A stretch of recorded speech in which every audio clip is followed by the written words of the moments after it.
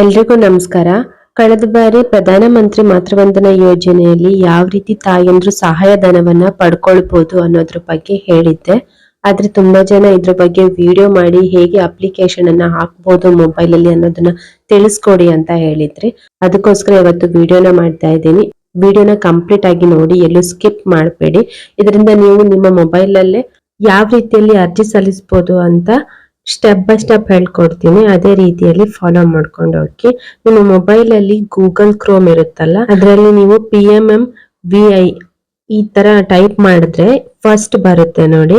ಇದನ್ನ ಕ್ಲಿಕ್ ಮಾಡಬೇಕು.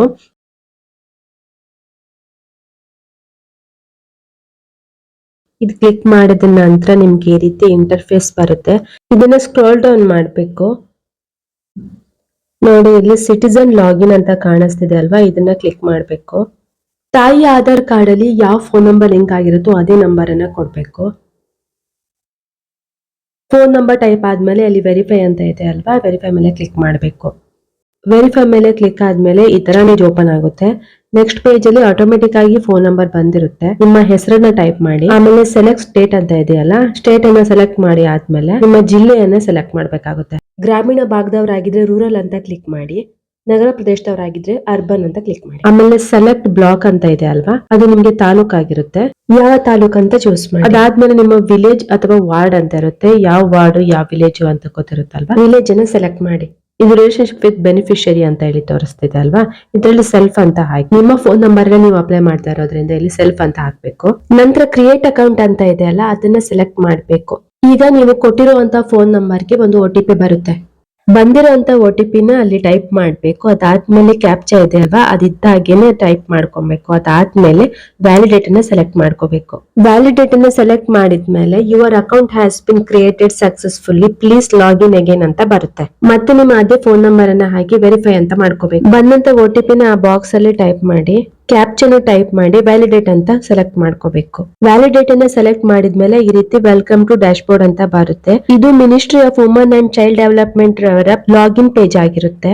ನೀವು ಅರ್ಜಿ ಹಾಕ್ಬೇಕು ಅಂತಂದ್ರೆ ಇಲ್ಲಿ 3 ಲೈನ್ಸ್ ಕಾಣಿಸ್ತಿದೆ ಅಲ್ವಾ, ಇಲ್ಲಿ ಕ್ಲಿಕ್ ಮಾಡಬೇಕು. ಕ್ಲಿಕ್ ಮಾಡಿದ್ಮೇಲೆ ಈ ರೀತಿ ಆಪ್ಷನ್ ಓಪನ್ ಆಗುತ್ತೆ.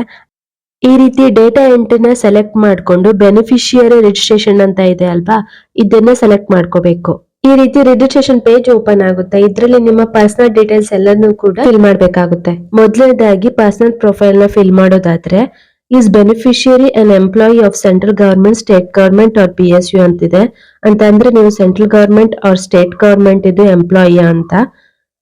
ಎಸ್ ಅಂತ ಹಾಕಿದ್ರೆ ನೋಡಿ, ನಿಮ್ಗೆ ಯಾವುದೇ ರೀತಿ ಅಪ್ಲಿಕೇಶನ್ ಹಾಕೋದಿಕ್ಕೆ ಅವಕಾಶ ಇರೋದಿಲ್ಲ. ಇಲ್ಲಿ ನೋ ಅಂತ ಕ್ಲಿಕ್ ಮಾಡ್ಬೇಕು. ನೆಕ್ಸ್ಟ್ ಬಂದು ಅಪ್ಲೈಯಿಂಗ್ ಫಾರ್ ಫಸ್ಟ್ ಚೈಲ್ಡ್ ಮತ್ತೆ ಸೆಕೆಂಡ್ ಚೈಲ್ಡ್ ಆಪ್ಷನ್ ಇದೆ. ಇದರಲ್ಲಿ ನೀವು ಫಸ್ಟ್ ಮಗು ಯಾವ್ದಿದ್ರು ಹಣ ಬರುತ್ತೆ, ಹೆಣ್ಮಗು ಆಗಿರ್ಬೋದು ಅಥವಾ ಗಂಡ್ ಮಗು ಆಗಿರ್ಬೋದು. ಸೆಕೆಂಡ್ ಚೈಲ್ಡ್ ಮಾತ್ರ ಹೆಣ್ಮಗುನೇ ಆಗಿರ್ಬೇಕು.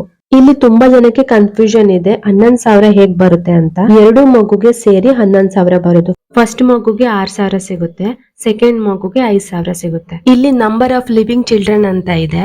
ಅಂದ್ರೆ ಇನ್ನು ಮಗು ಹುಟ್ಟಿಲ್ಲ, ಪ್ರೆಗ್ನೆಂಟ್ ಇದ್ದೀರಾ ಅಂತಂದ್ರೆ 0 ಅಂತ ಸೆಲೆಕ್ಟ್ ಮಾಡಿ. ಫಸ್ಟ್ ಮಗುಗೆ ಅಪ್ಲೈ ಮಾಡ್ತಾ ಇದ್ದೀರಾ ಅಂತ ಅಂದ್ರೆ 1 ಸೆಲೆಕ್ಟ್ ಮಾಡ್ಕೊಳ್ಳಿ. ಇಬ್ರು ಮಕ್ಕಳಿದ್ದಾರೆ, 2ನೇ ಮಗು ಹೆಣ್ಣಾಗಿದೆ ಅಂತ ಅಂದ್ರೆ 2ನೇ ಮಗುಗೂ ಸಮೇತ ಅಪ್ಲೈ ಮಾಡ್ತಿದ್ದೀರಾ ಅಂತಂದ್ರೆ 2 ನಂಬರ್ ಅನ್ನ ಸೆಲೆಕ್ಟ್ ಮಾಡಿ.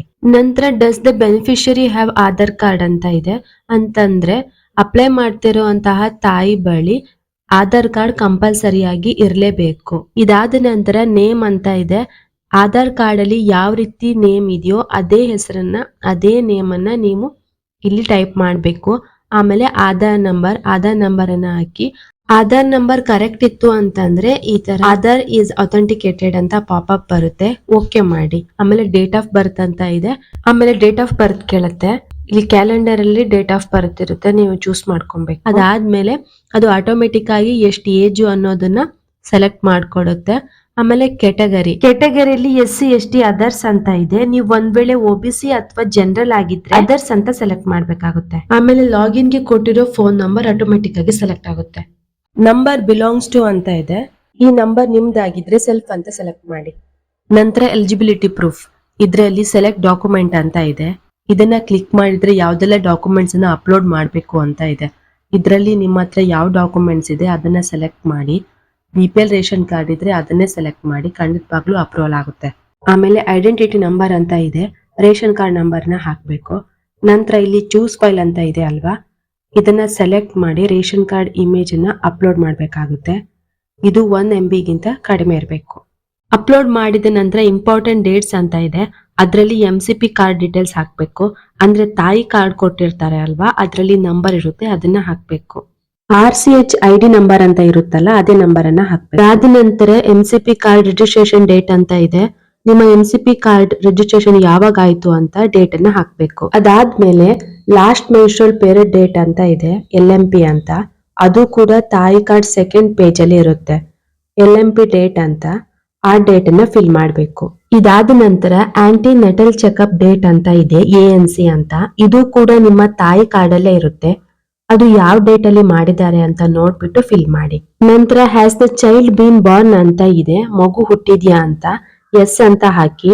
ಅದಾದ್ಮೇಲೆ actual date of child birth ಅಂತ ಇದೆ, ಮಗು ಹುಟ್ಟಿದ ಡೇಟ್, ಮಂತ್, ಇಯರ್ ನ ಫಿಲ್ ಮಾಡಬೇಕು. ಬರ್ತ್ ಡೇಟ್ ಫಿಲ್ ಮಾಡಿದ ನಂತರ number of children born in this pregnancy ಅಂತ ಇದೆ, ಈ ಪ್ರೆಗ್ನೆನ್ಸಿಯಲ್ಲಿ ಎಷ್ಟು ಮಕ್ಕಳು ಹುಟ್ಟಿದ್ದಾರೆ ಅಂತ. ಒಂದ್ ಮಗು ಆಗಿದ್ರೆ ಒಂದಂತ ಸೆಲೆಕ್ಟ್ ಮಾಡಿ, ಒಂದ್ ವೇಳೆ ಟ್ವಿನ್ಸ್ ಆಗಿದ್ರೆ 2 ಅಂತ ಸೆಲೆಕ್ಟ್ ಮಾಡಿ. ನಂತರ name of institute of child birth ಅಂತ ಇದೆ, ಆಮೇಲೆ ಮಗು ಎಲ್ಲಿ ಹುಟ್ಟಿದ್ದು ಅಂತ ಸೆಲೆಕ್ಟ್ ಮಾಡಬೇಕಾಗುತ್ತೆ. ಗವರ್ಮೆಂಟ್ ಹಾಸ್ಪಿಟಲ್ ಅಲ್ಲಿ ಹುಟ್ಟಿದ್ರೆ ಗವರ್ಮೆಂಟ್ ಹಾಸ್ಪಿಟಲ್ ಅಂತ ಸೆಲೆಕ್ಟ್ ಮಾಡಿ, ಪ್ರೈವೇಟ್ ಹಾಸ್ಪಿಟಲ್ ಅಲ್ಲಿ ಹುಟ್ಟಿದ್ರೆ ಪ್ರೈವೇಟ್ ಹಾಸ್ಪಿಟಲ್ ಅಂತ ಸೆಲೆಕ್ಟ್ ಮಾಡಿ. ಗವರ್ಮೆಂಟ್ ಹಾಸ್ಪಿಟಲ್ ಅಂತ ಸೆಲೆಕ್ಟ್ ಮಾಡಿದ್ರೆ ಕೆಲವೊಂದು ಗವರ್ಮೆಂಟ್ ಹಾಸ್ಪಿಟಲ್ಸ್ ಗಳಿಗೆ ಹೆಸರಿರುತ್ತೆ, ಅದನ್ನ ಕೂಡ ಫಿಲ್ ಮಾಡಿ. ಜೆಂಡರ್ ಚೈಲ್ಡ್ ಅಂತ ಇದೆ, ಮೇಲ್ ಆರ್ ಫಿಮೇಲ್ ಅಂತ ಸೆಲೆಕ್ಟ್ ಮಾಡಿ. ಅದಾದ್ಮೇಲೆ ಅವೈಲ್ಡ್ ಬೆನಿಫಿಟ್ ಅಂಡರ್ JSY ಅಂತ ಇದೆ, ಅಂದ್ರೆ ಈ ಮೊದಲು ಈ ಸ್ಕೀಮ್ ಇಂದ ನಿಮ್ಗೆ ಏನಾದ್ರೂ ಹಣ ಬಂದಿದ್ಯಾ ಅಂತ. ಹಣ ಬಂದಿದ್ರೆ ಎಸ್ ಅಂತ ಸೆಲೆಕ್ಟ್ ಮಾಡಿ. ಸೆಲೆಕ್ಟ್ ಮಾಡಿದ್ಮೇಲೆ ಎಷ್ಟು ಹಣ ಬಂದಿದೆ ಅನ್ನೋದನ್ನ ಕೂಡ ಟೈಪ್ ಮಾಡ್ಬೇಕಾಗುತ್ತೆ. ಒಂದ್ ವೇಳೆ ನಿಮ್ಗೆ ಯಾವುದೇ ಹಣ ಬಂದಿಲ್ಲ ಅಂತಂದ್ರೆ ನೋ ಅಂತ ಸೆಲೆಕ್ಟ್ ಮಾಡಿ. ಇದಾದ ನಂತರ was vaccination recorded on MCP card ಅಂತ ಇದೆ, ಅಂದ್ರೆ ಮಕ್ಕಳು ಹುಟ್ಟಿದ ಮೇಲೆ ಪ್ರತಿ 3 ತಿಂಗಳಿಗೆ ಒಂದ್ಸಲ ಅವರಿಗೆ ಇಂಜೆಕ್ಷನ್ ಎಲ್ಲ ಇರುತ್ತಲ್ವಾ, MCP ಅಂದ್ರೆ ತಾಯಿ ಕಾರ್ಡ್ ಅಲ್ಲಿ ಮೆನ್ಷನ್ ಮಾಡಿದೀರಾ ಅಂತ ಕೇಳ್ತಿದ್ದಾರೆ, ಎಸ್ ಅಂತ ಹಾಕಿ. ಇದಾದ್ಮೇಲೆ first cycle of vaccination given ಅಂತ ಇದೆ, ಮಗು ಹುಟ್ಟಿದ ನಂತರ ಫಸ್ಟ್ ವ್ಯಾಕ್ಸಿನೇಷನ್ ಯಾವ ಡೇಟ್ ಅಲ್ಲಿ ಕೊಟ್ಟಿದ್ದಾರೆ ಅಂತ ಅದನ್ನ ಸೆಲೆಕ್ಟ್ ಮಾಡ್ಬೇಕಾಗುತ್ತೆ. ಮಗುವಿಗೆ ಕೊಟ್ಟಿರುವಂತ ಎಲ್ಲ ವ್ಯಾಕ್ಸಿನೇಷನ್ ಡೀಟೇಲ್ಸ್ ತಾಯಿ ಕಾರ್ಡ್ ಅಲ್ಲಿ ಮೆನ್ಷನ್ ಆಗಿರುತ್ತೆ, ಆ ಡೀಟೇಲ್ಸ್ ಅನ್ನ ನೋಡ್ಕೊಂಡು ಡೇಟ್ ಅನ್ನ ಸೆಲೆಕ್ಟ್ ಮಾಡಿ. ಅದಾದ್ಮೇಲೆ ಪ್ರೆಸೆಂಟ್ ಅಡ್ರೆಸ್ ಅಲ್ಲಿ ನಿಮ್ಮ ಅಡ್ರೆಸ್ ಅನ್ನ ಹಾಕಿ, ಆಮೇಲೆ ಸ್ಟೇಟ್, ಡಿಸ್ಟ್ರಿಕ್ಟ್, ಬ್ಲಾಕ್ ಮತ್ತೆ ವಿಲೇಜ್ ಇರುತ್ತೆ, ಇದೆಲ್ಲಾನು ಸೆಲೆಕ್ಟ್ ಮಾಡ್ಕೊಂಡು ಚೂಸ್ ಮಾಡಿ. ಅದಾದ್ಮೇಲೆ ಪಿನ್ ಕೋಡ್ ಕೂಡ ಇರುತ್ತೆ, ಪಿನ್ ಕೋಡ್ ಅನ್ನ ಕರೆಕ್ಟ್ ಆಗಿ ಹಾಕ್ಬಿಡಿ. ಅದಾದ್ಮೇಲೆ ಅಸೈನ್ಡ್ ಅಂಗನವಾಡಿ ಅಂತ ಇದೆ, ಅದರಲ್ಲಿ ಸೆಲೆಕ್ಟ್ ಫೀಲ್ಡ್ ಫಂಕ್ಷನರಿ ಅಂತ ಇದೆ, ಅದರಲ್ಲಿ ನಿಮ್ಮ ಅಂಗನವಾಡಿ ಯಾವುದು ಅಂತ ಬರುತ್ತೆ, ಅದನ್ನ ಸೆಲೆಕ್ಟ್ ಮಾಡಿ. ಇದಾದ್ಮೇಲೆ ಸಬ್ಮಿಟ್ ಅಂತ ಬಟನ್ ಇದೆ, ಅದಕ್ಕಿಂತ ಮುಂಚೆ ನೀವು ಫಿಲ್ ಮಾಡಿರೋ ಎಲ್ಲಾ ಡೀಟೇಲ್ಸ್ ಸರಿಯಾಗಿದೆಯಾ ಅಂತ ಒಂದ್ಸಲ ಚೆಕ್ ಮಾಡ್ಕೊಂಡ್ಬಿಡಿ. ಚೆಕ್ ಮಾಡ್ಕೊಂಡಾದ್ಮೇಲೆ ಸಬ್ಮಿಟ್ ಅಂತ ಕೊಡಿ. ಇದಾದ್ಮೇಲೆ ನಿಮ್ಮ application woman and child development welfare department ಗೆ ಟ್ರಾನ್ಸ್ಫರ್ ಆಗುತ್ತೆ. ಇದಾದ್ಮೇಲೆ 1 ಅಥವಾ 2 ತಿಂಗಳೊಳಗೆ ನಿಮ್ಮ ಅಕೌಂಟ್ಗೆ DBT ಮೂಲಕ ಹಣ ಕ್ರೆಡಿಟ್ ಆಗುತ್ತೆ. ಹಾಗೇನೆ ನೀವು ಹಾಕಿರುವಂತಹ ಅಪ್ಲಿಕೇಶನ್ ಸ್ಟೇಟಸ್ ಅನ್ನು ತಿಳ್ಕೊಬೇಕು ಅಂದ್ರೆ ನಿಮ್ಮ ತಾಲೂಕಲ್ಲಿ ಇರುವಂತಹ ಮಹಿಳಾ ಮತ್ತು ಮಕ್ಕಳ ಕಲ್ಯಾಣ ಅಭಿವೃದ್ಧಿ ಇಲಾಖೆಯಲ್ಲಿ ಚೆಕ್ ಮಾಡ್ಕೋಬಹುದು, ಅಥವಾ ಈ ರೀತಿ ಹೋಮ್ ಸ್ಕ್ರೀನ್ ಅಲ್ಲಿ ಡೇಟಾ ಎಂಟ್ರಿ ಅಂತ ಇರುತ್ತೆ, ಇದನ್ನ ಸೆಲೆಕ್ಟ್ ಮಾಡಿಕೊಂಡು ಟ್ರ್ಯಾಕ್ ಸ್ಟೇಟಸ್ ಅಲ್ಲಿ ನಿಮ್ಮ ಅಪ್ಲಿಕೇಶನ್ ನಂಬರ್ ಅನ್ನು ಹಾಕಿ ಕೂಡ ಚೆಕ್ ಮಾಡ್ಕೋಬಹುದು.